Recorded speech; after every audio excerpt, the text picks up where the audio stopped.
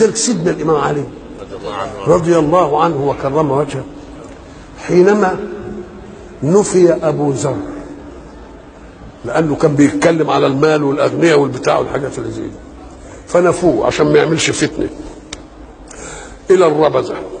قبل ما يروح الربذه راح لمين؟ للامام علي عشان يتوسط له في انهم ما ينفوش.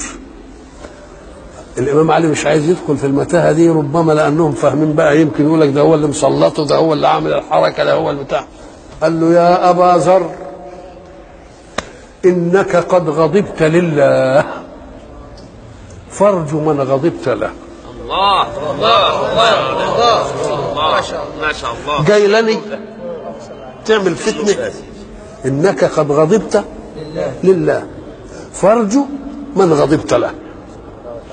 ان القوم خافوك على دنياهم والملك وخفتهم على دينك، فاهرب بما خفتهم عليه، اهرب بدينك واترك لهم ما خافوك عليه، فما احوجهم الى ما منعتهم وما اغناك عما منعوك. الله الله الله. ايه يا اخواتي دي؟ سلام يا سيدي.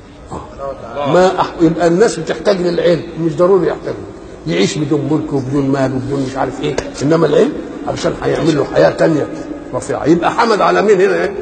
على العلم. ولذلك الخليفه يبعث لسيدنا جعفر الصادق رضي الله عنه مدد يقول له يا ابن بنت محمد ما لك لا تغشانا كما يغشانا الناس، ما بتجيش المجلس بتاعنا كده وتقعد تسهر ويانا وتعمل سهرايه كده وبتاع. قال له ليس عندي من الدنيا ما اخافك عليه. هتعمل فيها ايه؟ هتصادر ايه ولا تاخد مني؟ ما عنديش. ليس عندي من الدنيا ايه وليس عندك من الاخره ما ارجوك له. الله ما شاء الله.